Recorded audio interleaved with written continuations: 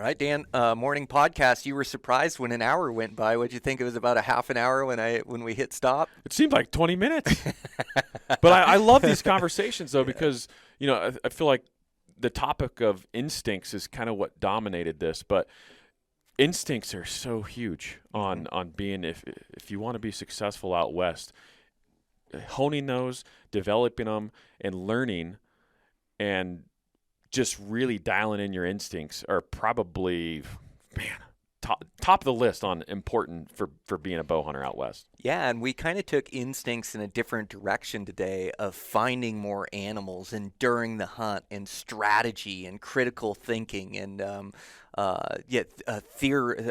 bro science came up again, like theorizing where the animals are at. So yeah, man, it was a great conversation and can't wait to get into it. So we'll just thank a couple sponsors for today's show. So I want to thank On Glass. So your nickname around the office, or one of your nicknames, is DigiDan for digiscoping. Like, how do you like that new On Glass? Yeah, no, it's good. It's good. It's super simple. You just have this little tab on the back of your Amazon phone case, your $10 phone case. Doesn't block your flashlight or any of your lenses on your phone case. So that's what I like about it, is just how sleek and easy it is to use. And then, you're built on, on glass piece that goes over the eyepiece of your spotter. It doesn't get any simpler, really, and it's right there every single time. So yeah, On Glass, check them out. I've tried every digiscoping platform under the sun over the years, and this is probably my favorite because it's the least intrusive to your kit. It doesn't weigh anything.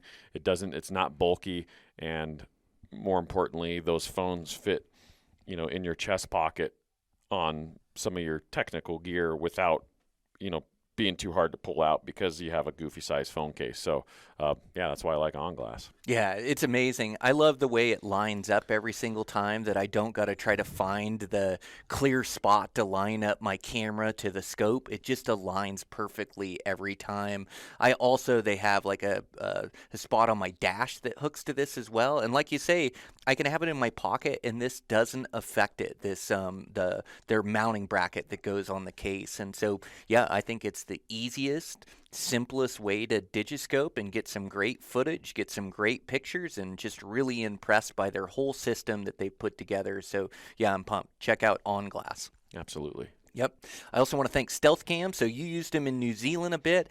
Like a lot of conversations about the stealth cams here lately, as I've got some new cell phone ones. I've also got the standard ones that I can set up. So I'm really looking at how I can use this in my strategy for some of these western hunts this year, like whether I'm setting them up on wallows for elk, whether I'm setting them up on trails or saddles for mule deer.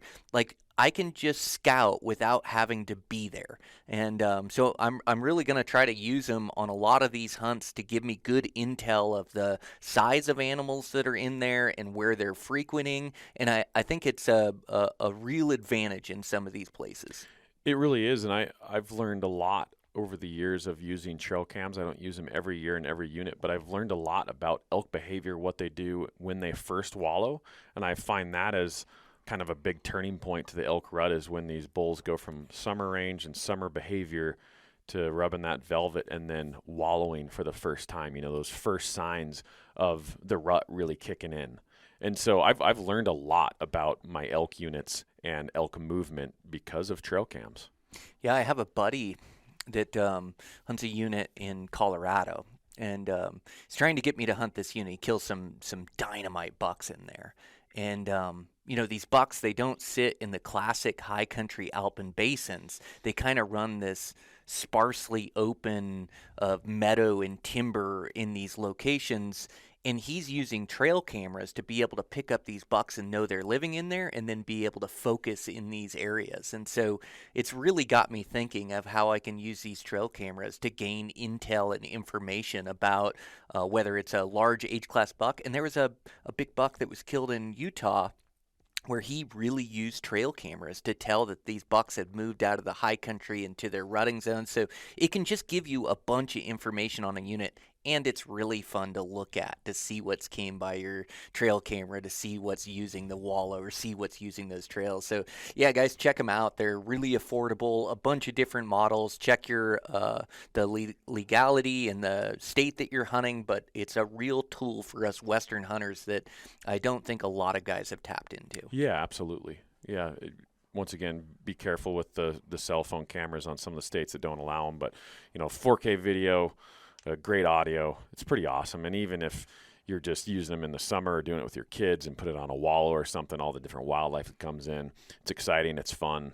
And so, yeah, there's more than just one use, right? Even security for your house or have it up your there. Property, Yep. Yeah. Exactly. So, yeah, check them out over at Stealth Cam.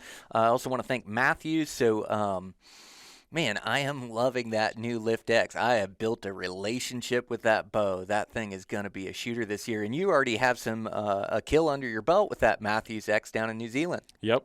Fallow deer, great shooting bow, and just confidence at an all-time high with that limb shift technology and just really finding the perfect spot, that perfect tune to shoot a bear shaft perfectly downrange and I'm shooting these bear shafts with no fletchings, obviously, and grouping amazingly. That arrow is coming out of the bow perfectly, and that just gives me the confidence that I'm looking for when it comes into any bow hunt, knowing that my arrow is flying perfectly. Yeah, I got such a forgiving tune into this bow. So, not just a tune where it shoots one arrow through paper, where it shoots all my arrows through paper, and it doesn't lean towards one side or the other, or if I make a mistake in my form, that arrow still shoots true out of that bow. And what that equates to is like better groups. It equates to a terrific broadhead accuracy and groups there and consistency. And so, yeah, I just couldn't be more impressed. I think it's the best bow they've ever made, and I think that thing is an absolute shooter, and I'm getting good performance out of it with my short draw length as well, 26.5, and the forgiveness of that bow and the way it holds this tune as well. As I found this tune in this bow, and I have been shooting thousands of arrows in indoor, and my tune, my measurement, everything is exactly the same. And so, yeah, I can't wait to cut this thing loose on some adventure hunts and see what I can do this season. So if you're in the market for a new bow, go shoot them. Matthews is building a great one, and they knocked it out of the park with this Lift X. They really did. Yep. Cool. So we have the Elk Collective, Deer Collective. We have some promos going for that, and there's no better way to sharpen up your skills before a big hunt this season. So you can take advantage of it. We talked about the promo code last time, whether we were going to go with tariffs or we ended up going with a LOB, which is the nickname of our podcast, LOB. And Dan, you said you can save 75% on the courses? Yeah, that's what we're going to do this year. All you guys that took advantage of last year's code Anchor was also 75% off. And so, we know times are tough. Tariffs are lingering in everybody's thoughts and in the economy. And, I would say the economy is very uncertain right now. So we want to kind of help alleviate that and that's why we're doing this special deal once again this year. This will be the only place to get 75% off. But, yeah, just code LOB, and you can buy the Elk Collective or the Deer Collective or both with that code at 75% off, which I think is going to make it $22 for an annual, membership of it. So, yeah, pretty awesome. I bought every book. I read every article when I was up and coming. And I think this program, whether you're a beginner starting out, whether you have experience, or whether you're a seasoned hunter, you're going to take something away from this course that's going to help you in your own hunting, help you be consistently successful. So take advantage of it, guys, before fall, before your elk season, before your deer season. Yeah, it's one of the things that I think you could do that would help your hunting the most. So check those things out. You got the last Beyond the Grid that's now out, and that's the bear hunt with you and Jack. Boy, you guys did some arrowing there in Alaska. Yeah, we had fun taking part in some predator management, helping out those moose calves. But, yeah, just a great time, camaraderie, and Tyler O'Brien, a great guy up there that we were hunting with. So, yeah, this is a one-of-a-kind type hunt. It's a fun one, so be sure to check that out on our Eastmans Hunting Journals YouTube channel, and of course subscribe to the channel. That helps us out, and getting views helps, and we appreciate everybody that's a subscriber. We appreciate you guys that are listening to the podcast, and you're the reason why that we can keep producing the content that we're producing. So. Yep, so true. Yep, and the new season, they're starting to work on some of those elk edits, and I did see my high country mule deer edit. I think that one turned out really good. Thanks for your help on that one. But yeah, I can't wait to release this new season, man. It's going to be so awesome. So yeah, that'll be coming up this summer. Keep on the lookout for that. Like you say, subscribe to the channel. Helps us out, and then you see those videos right when they're released, and there's some good stuff out there. So yeah, thanks a bunch to your guys' support. Check out the other podcasts, the magazines. We have our Elite membership, which gets you TagHub, Deer Collective, Elk Collective, both magazines, so that's a good deal as well. And everything we're doing here at Eastman's, and yeah, just appreciate you guys, and get into the podcast here. It's a great one this morning. I really enjoyed it. Yeah, I can't wait. Okay, what's happening? Yeah, another day in paradise. Yeah, that's it. So we did get in here in the morning. We'll record another podcast. Yeah, should be good. Yeah. Yep. Lots to talk about. Yep.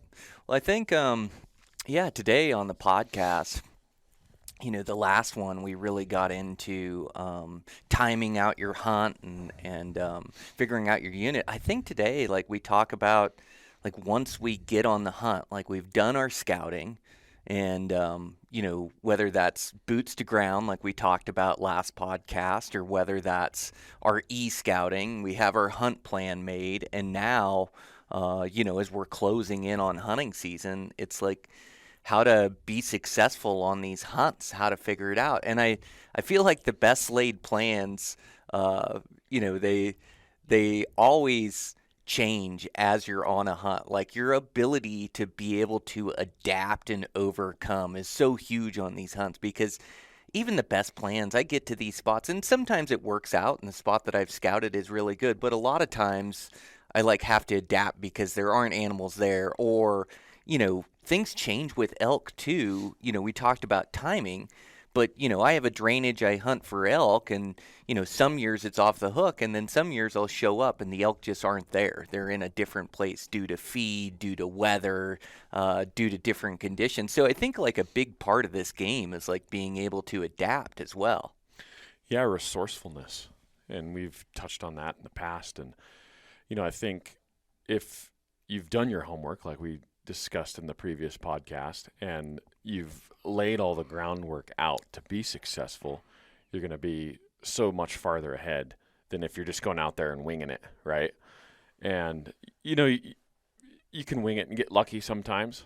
Yeah, I've been there, but most of the time, growing up as a kid, you're coming home empty. You're not finding elk, whatever the case may be. But I joke that, when you go elk hunting, you have to have, a plan A, B, C, all the way to plan M. You got 20 different plans, because, there's just so many things that can change. And even when you're hunting private property too, there's still a lot of things that can change, from weather, from predators to other hunters, really, that might be hunting up next to the boundary that you're on, and on and on and on. I mean, there's always something, right?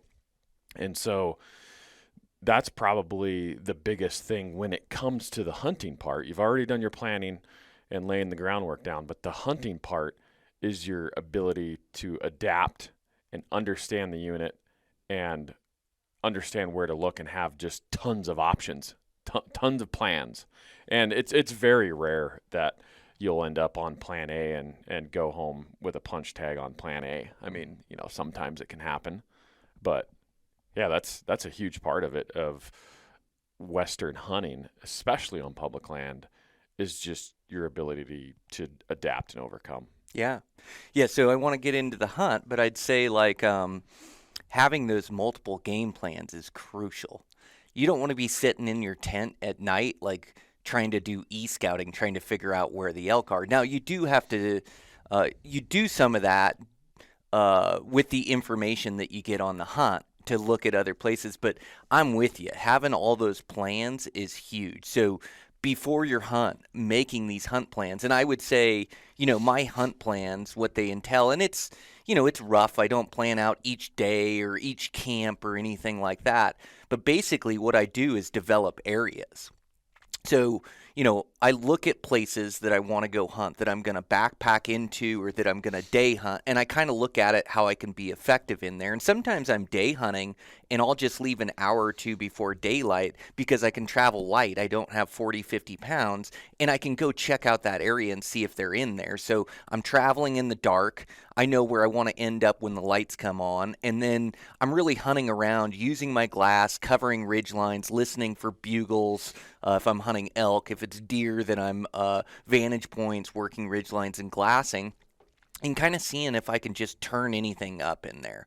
So when I'm making a hunt plan, I'm like looking at this area or this drainage, and then where can I walk? What can I cover? Where do I think elk will be in this spot? Where do I think mule deer will be in this spot? How do I see it? How do I get to the right places at the right times? What's a good vantage point to overlook this big basin? Things like that I'm just kind of making notes and I'm making marks on my map. So when I show up to the hunt, I can pull into the trailhead and I already know where I'm walking. Like, I don't have to decide if I'm going left or right or up or down. Like, I can just start going in there because I've already got these points that I've pre-planned, that I know how I can see this drainage. I know that I think elk are in this bottom because there's a good feeding feature in there, and so I want to go cover that. So that's kind of how I make my hunt plans. And then, if I'm backpacking, I like to see how that drainage ties to other country and where I can move my camp to look at other drainages or other spots. So if I go to my first spot, there's nothing there, I pack up my camp and I keep moving on. Or if I'm mobile and truck hunting, I may hunt the day in there, the morning in there. If I don't see anything, I know I can get back to my truck. I can drive to a different access point, and then I can go into another spot that I've scouted. So that's what we're talking about as far as hunting plans, A, B, C, D. That's what I do. What do you do for your hunt plan, or how do you kind of plan it out? Yeah, no, same thing. Every hunt begins with a master vantage point, and then a network of them. Because if I thoroughly want to cover an area. And so, like, if I'm going to commit to drive in somewhere, and some of these places are pretty remote. I mean, a couple hours to drive into, like, a spot, right? And so if you're going to drive and spend all that time and the resources that you have to drive into a spot, like, be thorough, right? And cover as much country as you can, but doing it efficiently. You don't want to blow your knees out on side hills all day. You don't want to, you know what I mean? You want to find the path of least resistance from one vantage point to another and be very efficient. And when, maybe when you have all those vantage points played out, then you're moving and going somewhere else if you're not finding the animals that you're looking for. But I always do it with the intent of maximum efficiency, burning the least amount of calories, and then using the conditions that you have to give yourself the best chance at it. And so what I mean by that is, maybe it's pre-rut, maybe it's hot, maybe you have a full moon, but out there at night and having a network of, maybe you can listen off to this face and listen to this canyon and then hike back over here and listen into this canyon. And so if you're not given any gifts from the elk gods of, maybe the bulls aren't screaming all morning, all afternoon, and all night. I mean, that would be a gift because that's pretty rare, I feel like. So if it's hard hunting, then you're doing these things to put yourself in a position to find elk, number one. That's the hardest part, and that would be like night running. So that's just an example of kind of how I would attack an area. And then another hard aspect of it is, when do you know when to move? Because that can be a tough one too. And there's several times that I've left elk because you just kind of get the feeling that it's not going to happen. Whether the wind is goofy in an area, maybe the action's died down, maybe some of the elk have left. There's still elk there to hunt, and I hate to leave elk to find elk. Like, I don't usually like to do that. But if I've been beating my head against the wall for 4 or 5 days trying to get on something, and I'm zigging and they're zagging, and I just can't get it done. I can't get the positioning. I will pick up and leave. I've done that before too. And sometimes that's all it takes, is just getting out and going to a completely new area and just starting fresh, and bam, I've had it a couple times where right back into a new area and things just fall into place and you go home with a punch tag. So it's just weird, the dance of elk hunting or deer hunting in general, just how it works. Sometimes you can just be busting your butt and giving it all you have and trying everything that every trick in the book, and you can't make it happen, and then you move somewhere else and a gift is handed to you. Mm-hmm. So it's just the mystery of, adventure bow hunting or Western bow hunting. Mm-hmm. Yeah, you did a really good job of describing that. So using your morning hunts, your evening hunts, using your nights, whether you're camping above a spot where you could hear elk or night running down roads and listening. And I think it's important when you make your hunt plan, or you make a hunt plan and then you get on the hunt, is just not to take the easy way, not to get lazy with it. It's easy to start seeing trucks parked and guys hunting, to not see elk right away or hear any elk, and all of a sudden you're driving roads and glassing from roads, or you pull into the trailhead that you plan to hike 5 miles in, and you don't go hike in because there's a truck parked there or a couple trucks parked there, or whatever the case is. So I think it's important, in today's day and age, everybody can glass from a vehicle. Now, there is a time and a place to glass from afar. Like, I have some elk spots where I can sit at the valley floor and I can glass 5 miles up in the morning, and I can find some elk on a feature, and then I can go work into that feature, and that works for me, and I will have that plan. But I just don't want to start driving around all day, every day, and wasting hunts. Like, I kill elk when I get into country. Like, I've got to dive in and I've got to hike a couple miles or a few miles. I've got to go get in there to see what's in there. I can't call it from the road, or I can't call it from the trailhead how the hunting's going to be. So I think it's important to put that effort in.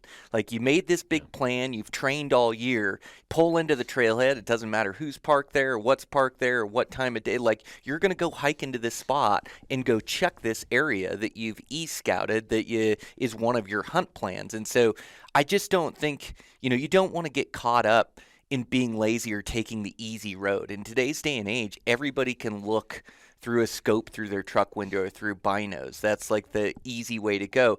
And the same thing with all these tools, the motorbikes, the side-by-sides, every human wants to find the easy way to kill an elk. You have to take the hard way. It seems like leg power is the way to get in there. And I'll use some of these tools to gain better access for sure. But the problem with people in side-by-sides, and not everybody, but they get comfortable in those things, and then they're just cruising around in a side-by-side, just, and that side-by-side, it spooks animals worse than any truck. It's just that noise. It's something they don't like about it, but they get caught up in doing this, and it's easy, and so all of a sudden, then they're just cruising in a side-by-side. If you want to find consistent success, you don't want to be that guy. If you're using a side-by-side, you drive it to the end of the road where you can access where trucks can't get, and then you take off hiking in there. So I just think it's important when you get on the hunt is to put forth the effort that you plan to put forth to go find them. You got to dive into country to go find elk. Yeah. And you make a good point with the side-by-sides. Like, in some of these areas that I'm hunting, whether I'm using those same tracks or not, but I use that motorized corridor to my advantage, though, because that for the most part elk are going to be pushed away from those areas, and like you said, people gravitate towards the easy stuff. And that doesn't mean that we're not throwing up glass and keeping our eyes open when we're driving from one area to another. I mean, you want to keep your eyes open, and yeah, you might see something from the truck, but yeah, not relying on that. I think that's definitely a big one. And remember too, just because you find something from the truck, which you can, I've been on stalks from elk, on elk from 500 yards from the truck. But if you've seen it, there's probably at least one or two other guys that have already seen that herd or already seen those animals, and they're on it, or you're going to have issues. Or I've been in the same situation too, where I've seen elk, made a stalk, and I'm guessing the guy thought that those were his elk, or whatever, because I was stalking this herd.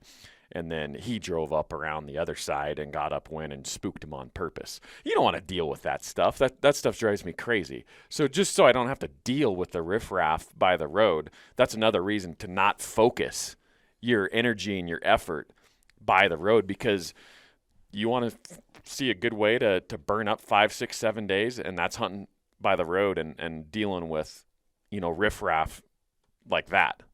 And it's not that I'm against other hunters, but it's just like, the general public, they can, I was going to say not play fair, but that might be the best way to say it. But yeah, just dealing with BS is what it is. And so, yeah, I would much rather get out, get away. And like you said, side-by-side trails, it's great, use them, but hunt accordingly as well. And get that separation. That's what I prefer too. That's the type of experience that we prefer. Yep. That's why we're here. Yep. And that's why we're talking about it, because I just feel like that you're going to have a better experience overall. That's me. And I'm chasing mature animals, and these mature animals, they know where they're living as well, and sure, you could find a great big bull, or you could find a great big buck off the road. And your vehicle is a tool to be able to be mobile, and it's a mobile vantage point, where you can glass multiple different spots, all glass from afar. But I just find the same thing. It's not the experience I'm looking for. There's competition there, and guys tend to take the easy way. And so I have an example, a late season hunt that I went on this year. It was a late season mule deer hunt. I did it with my buddy Dan Hevern, who's a really good hunter. He always has a good hunt plan, and we'd kind of split off, and we have knowledge about this area, and we would split off, and I would go backpack way back into this spot, and I was finding big mature deer in there. I wasn't seeing the numbers that Dan was seeing, and Dan used his vehicle as a mobile vantage point to cover country. He was also scouting some new areas for us, which was really good. Now, he would find deer and he would find bucks, and he'd even get plays and things. Sometimes he'd glass them up on the hillside and there'd be nobody after him, and he'd go get after him. He also had a buck that he spotted off the road that there was another guy hunting that buck as he made a stalk. He didn't see the guy's truck, and then all of a sudden he's into this conflict or this combat hunting, which he just left the buck. It was no big deal. Nobody got the buck because there was two guys after him, and eventually he ended up arrowing a really good buck. He glassed it from a vantage point from his vehicle, glassed it a few miles away, was seeing all these deer, and then hiked way in there, and then got on this great buck, arrowed it. There was nobody in there, so it worked out. Like, there is more than one way to skin a cat, but I was going in deep, and I was finding these next level bucks that he wasn't seeing. I was finding those 170, 180, 190 inch deer, the deer that were 5 and 6 years old. He was finding a lot of deer that were 2 to 4 years old in those spots. So I just, when I'm chasing these next level animals, I don't want to deal with the competition factor or having a hunter screw me up, which can happen. It is public land. But I just like to get back a mile from a road. You don't have to get back 20 miles either. It's just that little bit of effort. I feel like if you can get back off a road, like even an hour off a road, and you do that in the dark, by the time you start your day, everybody's leaving from that road, but you're starting your day an hour further back than they are. Nobody messes with your hunt. Nobody finds those elk. You kind of have your own experience. And so that's how I go about it, hunting like a lot of these high pressure units. And I just notice, the hunt that me and Dan went on, Dan did great. He ended up arrowing a buck. He learned new areas for us, hit some of our old areas.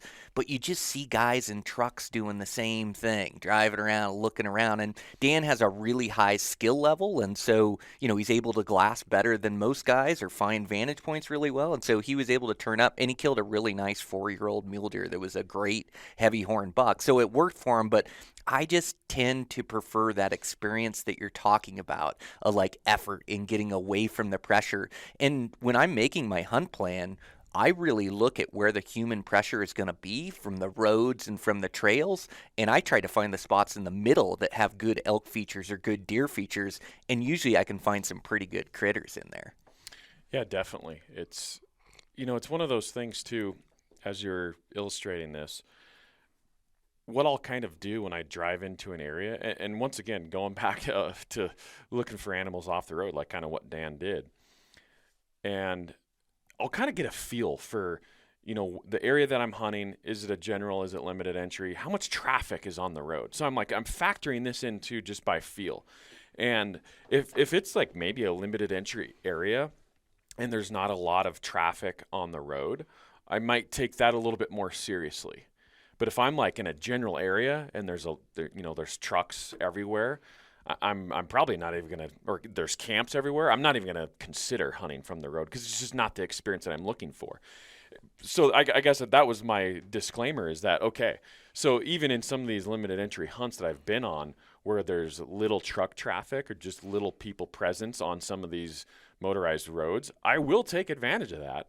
I do still hate to walk by elk to find elk, but still it's by feel and from over the years of learning my lesson the hard way of, okay, how much is too much pressure in an area by the road, and when most guys are just hunting from the road, like when do I know that I just need to get away and not even consider hunting the road? So there's those factors too.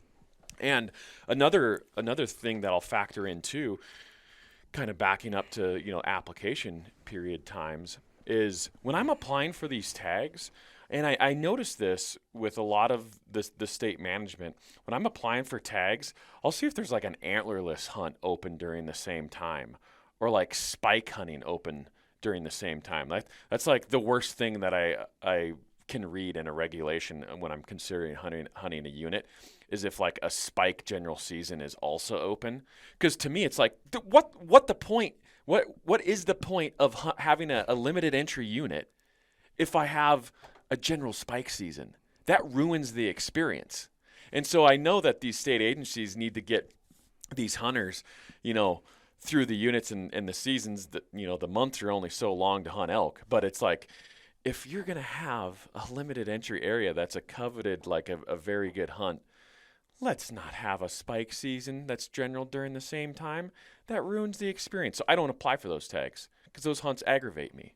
And so that's just another little tip. You're gonna factor on a lot more pressure if you have antlerless seasons or a general spike season during the same time as your limited entry hunt. So you got to factor that in too. So a hunt like that, I'm not even going to consider applying for it, but I'm not even going to consider hunting near the road. I'm going to factor in that I'm getting far away from everything because I'm going to count on a lot of camps and a lot of hunters. And so I think that's really important too. And on the flip side, I've been on hunts where my limited entry tag is the hunt for the unit, and you have a great experience, right? Because just hunter numbers are limited.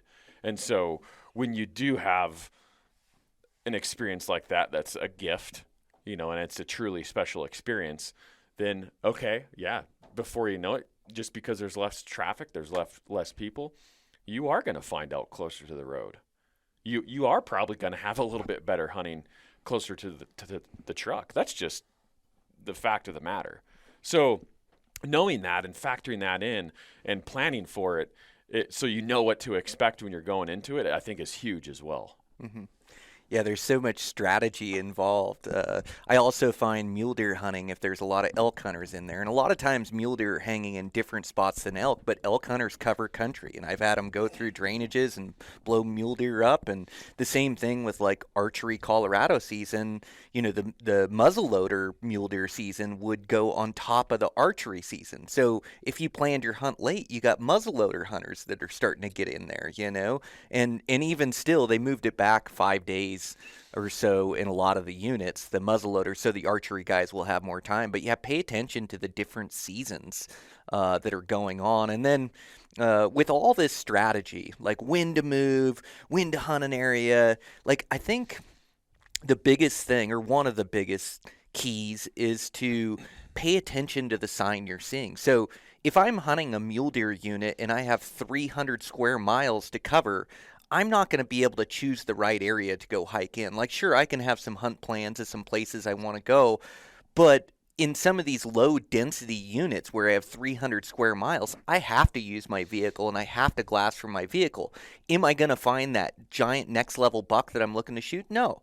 But I start paying attention to the signs that the units telling me.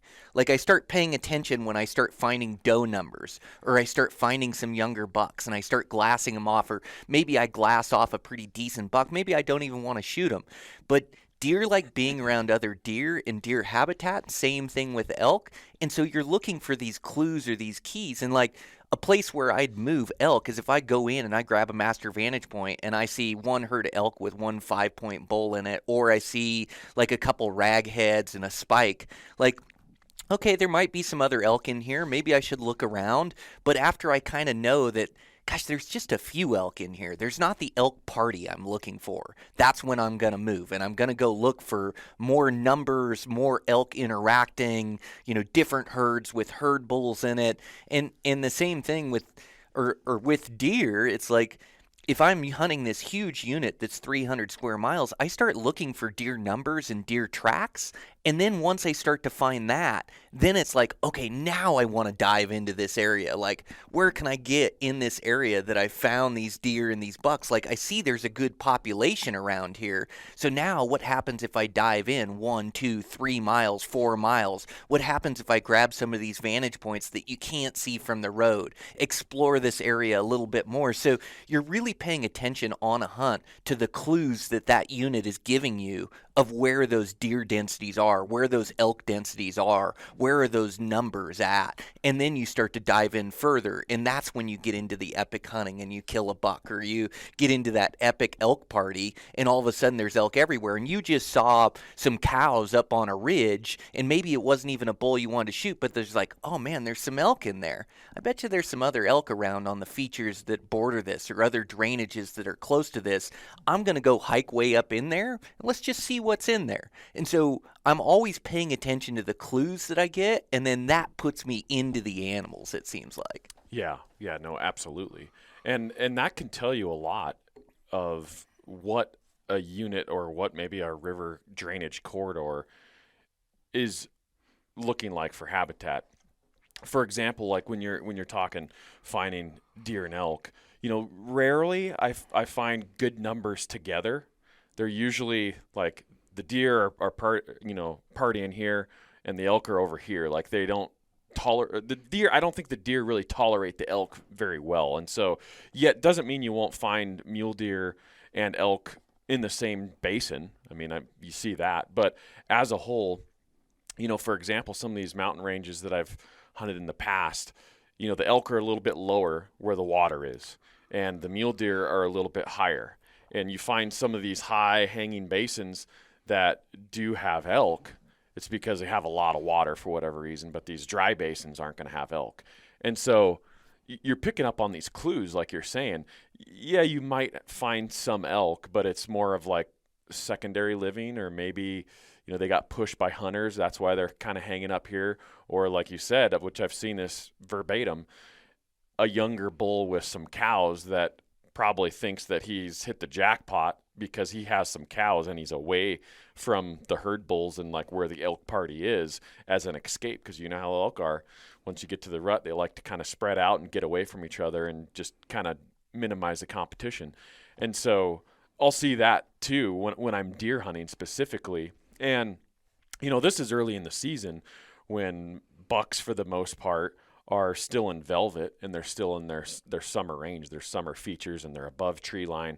And so once again, that's the power of learning an area or a specific drainage in a corridor, is you learn some of these things because it varies so much from state to state, forest to forest, region to region, like what the elk are doing, what the deer are doing, and how they move, and where they're summering and where they rut. And it's definitely like a lot going on. And then all these, variables from the weather to predators to hunter pressure that can also affect the year-to-year movements as well. And so I think to tie this all together, what you said is, no matter where you are in a unit, whether you're on your dirt bike, maybe just a pedal bike, maybe you're a side-by-side, maybe a truck, you're looking for clues constantly. And you're picking up on little clues like, oh, there's some elk up there. Maybe I'm up deer hunting up high and I'm like, oh, wow, here's a wallow here. There's a few elk tracks around here. But you're keeping that in the back of your mind and using that for future reference. And when you're putting all these clues together, you're going to find that you're on animals more often than not. And that's the whole point of this, right? The whole goal is to be more efficient. The more that you're on animals, the higher percentage chance that you're going to make a stalk and arrow something. And so just being alert and taking it all in at all times is just so important. Mm-hmm. Yeah. Yeah, I like the way you said that, the way you tied it together, is looking for pieces to the puzzle to eventually solve it and arrow an animal. And the key to killing these animals is being into them. If you can't find a 4-point mule deer, you're never going to kill one. Same thing with a 6-point bull. Like, you have to be really resourceful and good at picking up on these clues and putting the puzzle together to put yourself into animals consistently, and then that's when you arrow animals. And so I think paying attention to these clues, it's also like every animal that I find like tells me something, or every herd of elk that I find, it tells you something. Not just that there's elk there in that area. I mean, maybe you do find the jackpot pot and there's a elk party in there and you go in there and arrow a bull, but also what it's telling me is like, you know, what side is the hillside facing? Oh, I found them on a south side facer in this range. Oh, they're on the north side in that heavy timber. Oh, they're at this elevation. They seem to really like it low right now for some reason. And then you can almost transpose that information. Like I know in my valley, if I find elk at 7,000 feet on one side of the valley, I can go on the other side of the valley and find elk features at 7,000 feet, and there's going to be elk there. Like they're cluing you in to what the feed was doing that year, what their habits are. And it's, you know, sometimes you can find elk low and you can find them high. But for the most part, like, elk and deer aren't there by an accident. They're there because they like the food source, they like the cover, they have everything they need. Maybe they're away from the pressure. So really key into that and use that information to then go find more elk, to go find more deer. And I feel like once I can start to find them, I'm in the game. Like now I'm getting information or feedback from this unit. Positive feedback of like, oh, I thought this spot would be good. I spotted a buck in there. What else looks good? What looks like this feature where I saw this buck? Oh, a drainage over, 2 drainages over, it's got the same good south facer that I'm hunting here. I bet you there's a buck in there. And go in there, and then all of a sudden you find a 5-year-old buck, and now, you know, you got a chance to go try to arrow a buck that you really want to kill. So I think, like, solving this puzzle is a huge part of the hunt.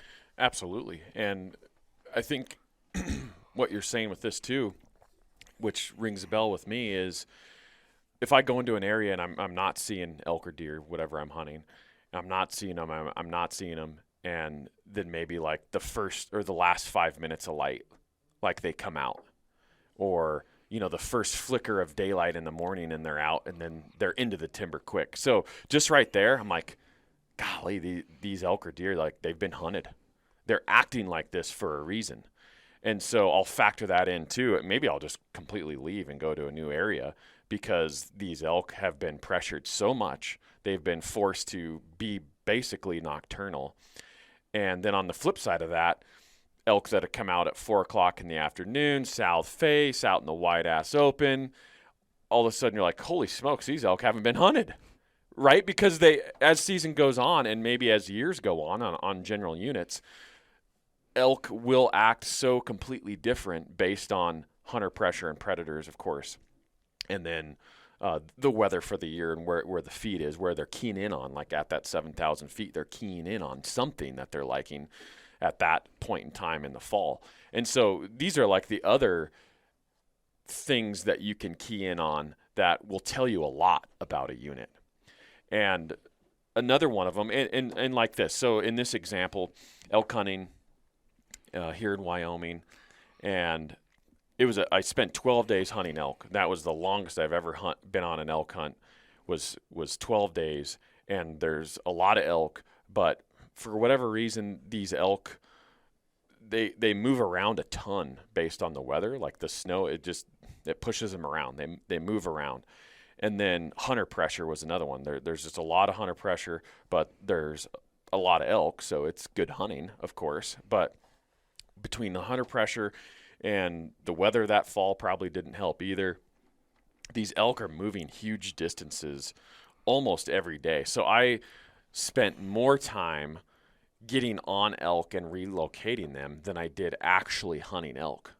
And so when you do that over the course of 10 or 12 days, you're like, man, this is a time suck. This is a killer. And this hunt's chewing me up and spitting me out, because for whatever reason in this mountain range, these elk are so dramatic with their movements based on weather and then, of course, hunting pressure. And so like a hunt like that or a unit like that, I'm going to abandon for future years. And so that's just some of the things that I think about too when I move forward year after year, is just becoming more efficient. If I have anything to say about it, I want to have the most efficient hunt that I can possibly have, and that means hunting elk that aren't moving such dramatic distances.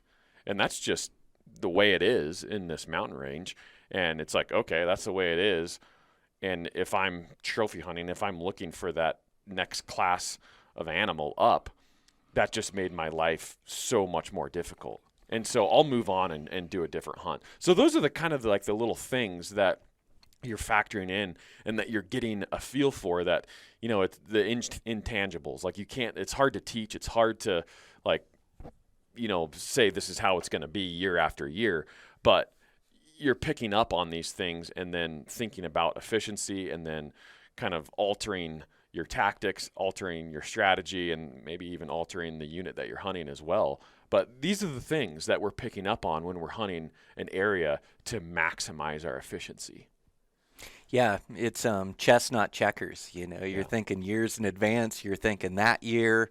And I'm always judging a unit when I'm hunting it. I'm going to hunt it really hard. I'm going to see what's in there. But, you know, I want to see the age class or the older animals that are on my hit list or that are my goals. And if I see that, then I know there's opportunity in there. I know that there's good bucks in there, and I'm going to continue to develop that spot. And the opposite would be like I hunt really hard and I just can't get on many elk. There's a lot of hunting pressure. I haven't found the big 6-point bulls I'm looking for. And you're right. I'm going to factor that in the next year when I'm applying for tags and where I'm going to hunt. And yeah, I think you have to take chances and you have to go hunt units. Like it, you know, if you were paying a guide or an outfitter to put you on animals, like that's a different story. But we have to do our own scouting and our own research. And so, yeah, we're factoring like all the information in that we can get when we're deciding to hunt a unit. And then, you know, I have a lot of units that I'll hunt year after year or every couple years when I can draw it, because it's good in there. And I know I can find good bucks and I know I can find good bulls.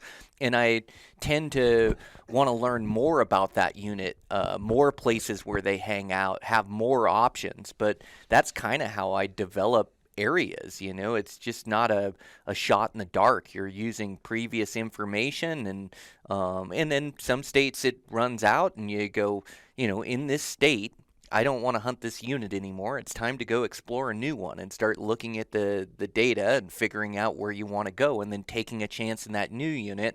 And even good units, you know, you're not going to see a unicorn every time you're in there. You're not going to see a 375 bull every time you're in there, or a 200-inch buck. Like, you just want to start to see the age class and start to see the potential in there.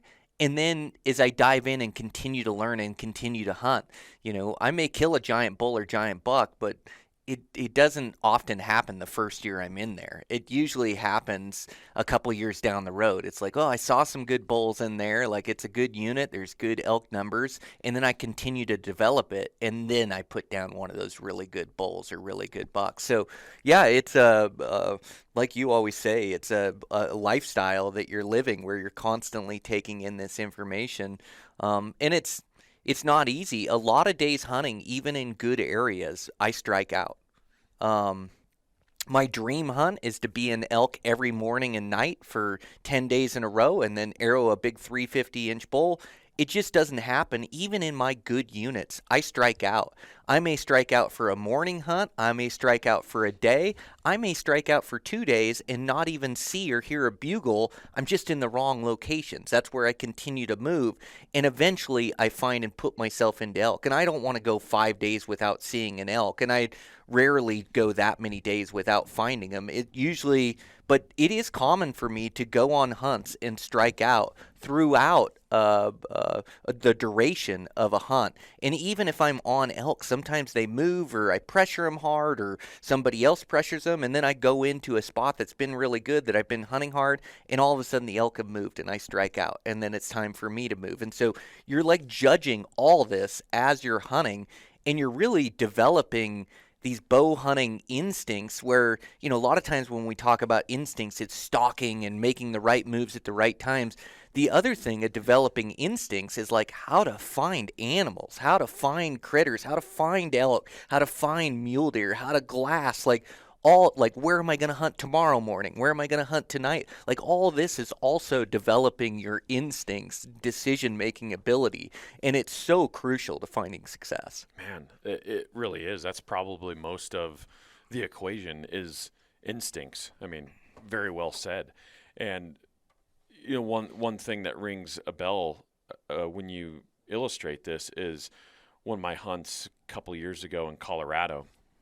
And I know it's good hunting in there. I know that there's good numbers in there. I mean, I've talked to outfitters that work in there, and I know what they're killing. I know what they're getting into. But this hunt that I went on a few years ago, it was not good hunting. And, come to find out, Colorado was setting records for the amount of moisture that they were getting that year. And so all the elk were very low. And they just weren't where they're historically usually are, up high and up on the tops.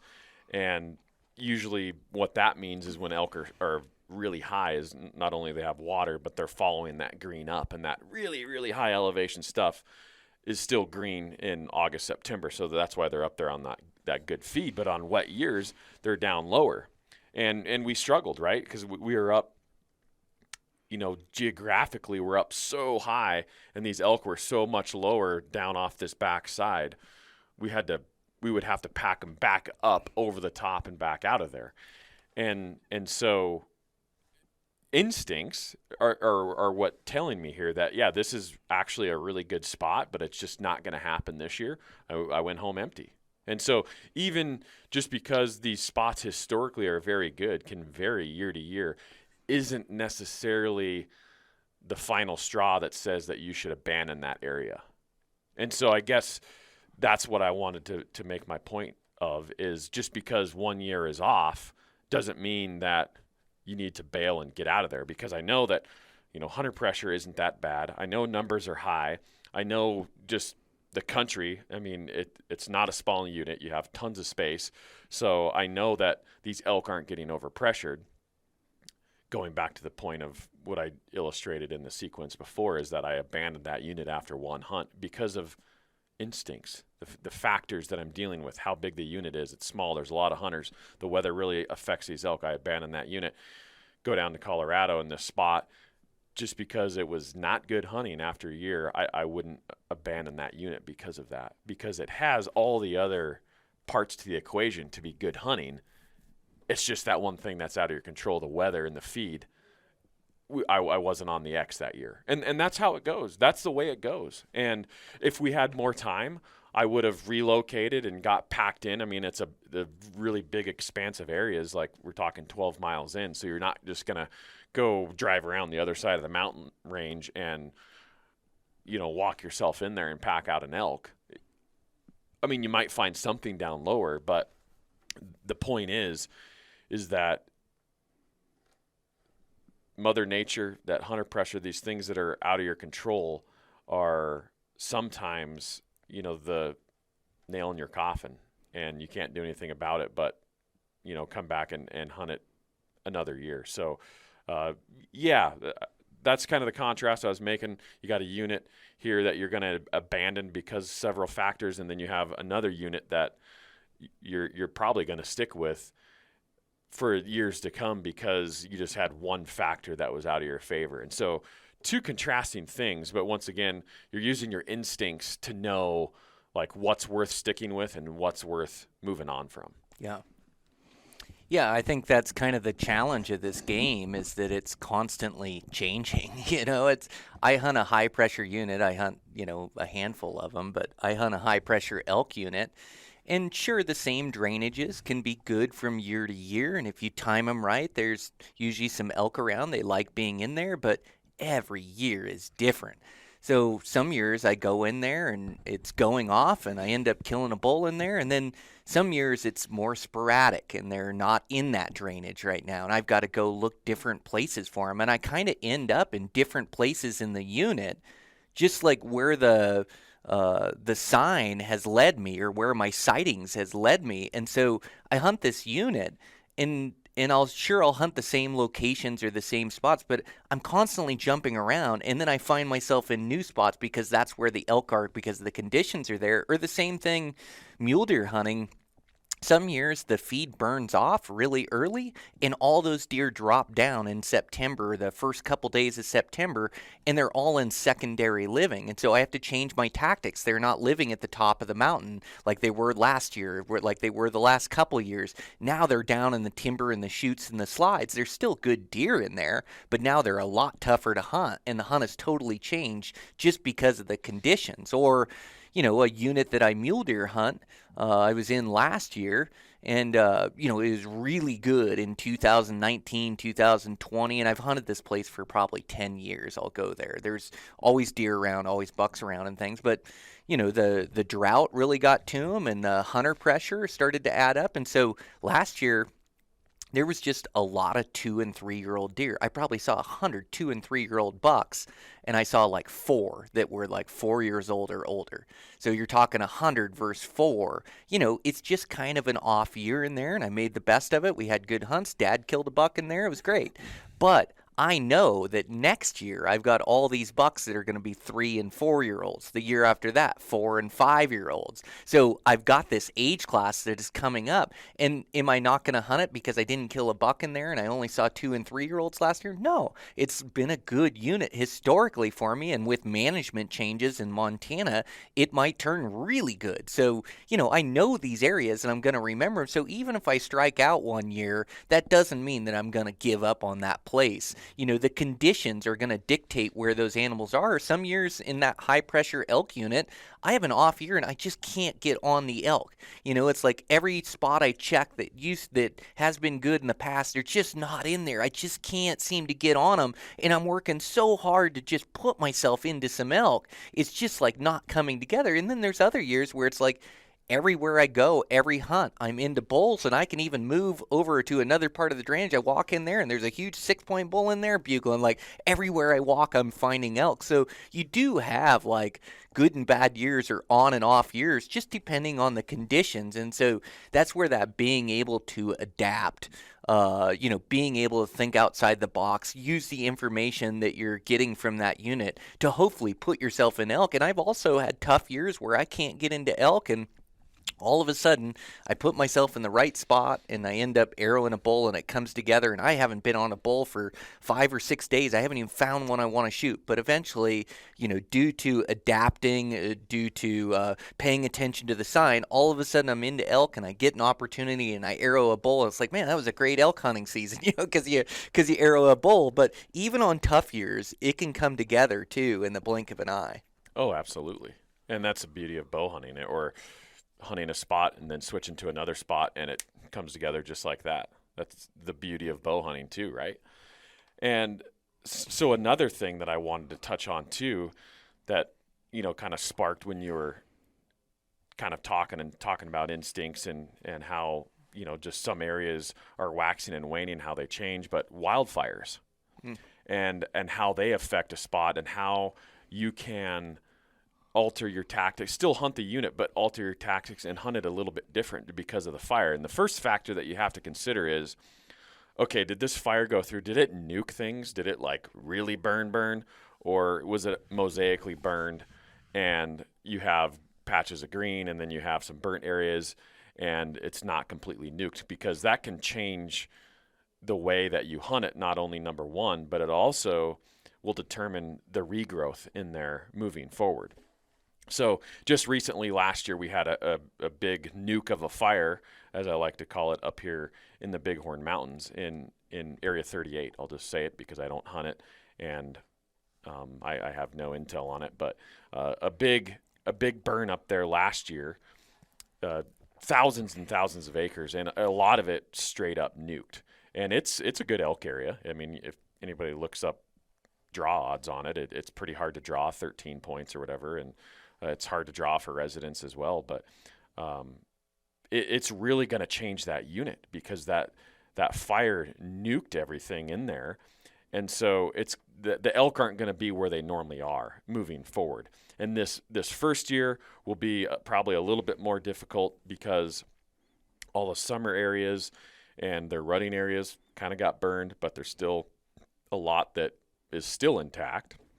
And so what that could do, number one, is consolidate the rut activity to maybe the non-burned areas on the fringes of the burn, or maybe slightly into the burn, or maybe into the areas that didn't get completely nuked and there's actually some nice regen coming in there this year, this spring and this summer. And so they could be in the burn as well. And so that's the challenge with it, though, is you don't really know unless you go in there. So if maybe you have that tag or your area got burned last year, to make a spring trip or a summer trip and just see what's going on, because how an area burned it plays a huge factor on what the elk are going to do, not only in the coming year, but years following. And just to touch on one last thing, because I want to hear your thoughts on this too. When I worked in the Bob Marshall, there were some of these burns back there that just were such hot fires that there was not one live piece of vegetation standing. And for years, there was like no regen. Like you would go 3 years after the burn and it looks like the moon in there. There's not anything growing up yet. And so the elk aren't in there. Guess what? They're not in there. But in some of these other burns, or maybe like these high slope burns, high country burns, and they didn't completely nuke because it's just naturally a little bit wetter up there, but it burned in a healthy manner, is what I like to call it, where, it still burned everything, but the brush and the vegetation didn't get totally nuked off the ground. It was more of like a canopy fire that blew through. And so you have like the fireweed and the grasses and essentially, no canopy, but still enough of that mosaic shade. And so the grass actually comes back even better than ever. And the elk love that. The deer love that. They love that fireweed. They love that regen. And so that for multiple years is really a good producer for deer and elk. And so you can, by understanding how a fire goes through an area and putting boots on the ground and actually seeing it, that can tell you a lot for how the hunting's going to be, the coming year, as well as 3 years out, 5 years out, 7 years out, 10 years out. Mm-hmm. Yeah, that's really interesting. Yeah, definitely like the edge habitat of those burns, and I do have a burn that I'm going to keep my eye on and hunt around this year. It's about 3 years old. That's just neon green in there and has cover around it and things. And it wasn't a great big fire, so it didn't nuke everything in there. I think, it's like you have to come up with these theories, and you have to It's almost like bro science, so like sitting around with your buddies and going, okay, this is what I think the elk are going to do with this fire in this spot, or this is what I think the elk are up to now. I really think they're down low and they're hanging in there because, like you stated in Colorado, we had so much moisture this year, they're down low. I think the bucks are going to keep up high because the feed's really good this year. You kind of come up with these theories, this bro science of and it is using your instincts and your knowledge over all these years, and it is science back, but you don't really know what's going on in the unit or going on in a specific hunt that you're 5 days into, but you start to make these theories of oh, I think the humans are pressuring them. I think they're farther back. I think you come up with these ideas that just come out of nowhere, these bro science theories of what you think the animals are doing, and then you go prove it right or wrong. Then you go into the edge of the burn and you go see if there's animals and tracks in there, and you're like, oh, they are hanging on the edge of the burn.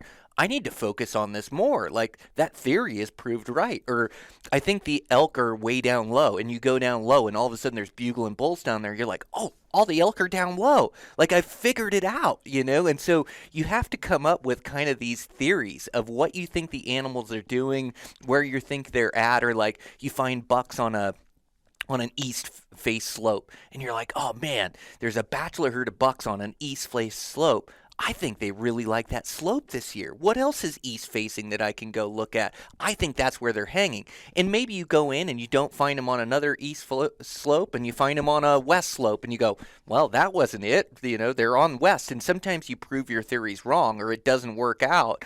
But then you just keep theorizing of what your next move is, where the animals are, what they're doing, what the rut is, where the pressure is. You just come up with these ideas or these theories, and then you kind of prove them right or wrong. And then that leads you into more animals or leads you into good hunting. Like, it's really using that information and using kind of your bro science of what you think's going on. But eventually you prove it right, and then you're into really good bucks and really good bulls, I feel like. Absolutely. That's a super powerful, mindset to be in. And I will talk to like local guys, for example. There's a lot of guys, I didn't really think about this, but there's a lot of guys that like they have their spot and that's what they hunt. And they go there year after year, and if they draw the tag, that's where they're going.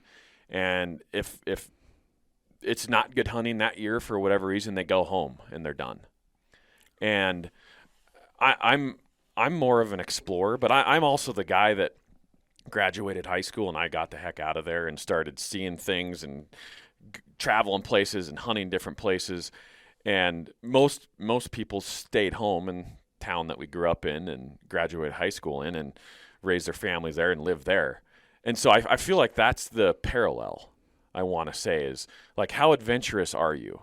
How outside the box are you when it comes to theorizing and, hunting new spots and, always thinking of what could happen or what is happening and being dynamic. Maybe that's the word I was looking for is being dynamic is going to be a huge benefit as a bow hunter.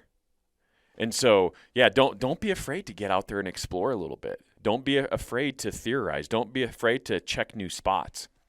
And don't be stuck just into one plan, one spot, and one unit. There's a lot of a country out there. Like the West is a big place, and there's a lot of good places to hunt, and there's a lot of places that are ho-hum. And so get out there and explore it. Yeah, you don't want to get stuck in a rut of hunting the same place. There are drainages that are good year after year, but you just don't want to get stuck in just hunting the same place. And then it seems like places always change and hunting never stays the same. And if you get stuck in a rut where this is the only place you know how to hunt and this is where you go and this is where you set your camp, you're going to have off years and things are going to change and you're going to be lost and you're going to have to go explore anyways to go find new areas. You're just going to be forced out of it. But yeah, be careful to not be stuck in a rut. Critical thinking is rewarded. Problem solving is a major part of this game, and so just keep thinking and keep theorizing, and I find that it also keeps me engaged in a hunt, keeps my mind working, and keeps me in a positive mindset, as I'm always trying to figure out where the animals are and where I'm going to go next.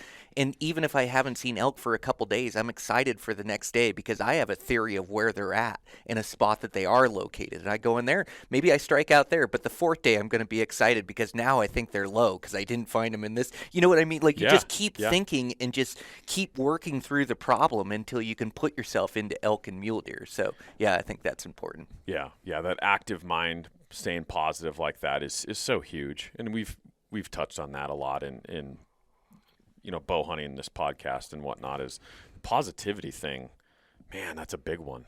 That's a big one. And as soon as you allow yourself to feel defeated, as soon as you allow that, you're probably, your hunt's over. Punch your ticket. Hunt's done. Yeah. Yep. Yeah, that's it. Yep. Well, great conversation today about finding more animals. It's amazing we've recorded all these episodes, and like every one is different. We start with an idea, and we start talking about it, and then it sparks other ideas or things that we do. But I thought that was a powerful conversation today. It was really fun. For sure. Yeah, absolutely. Yeah, cool. All right.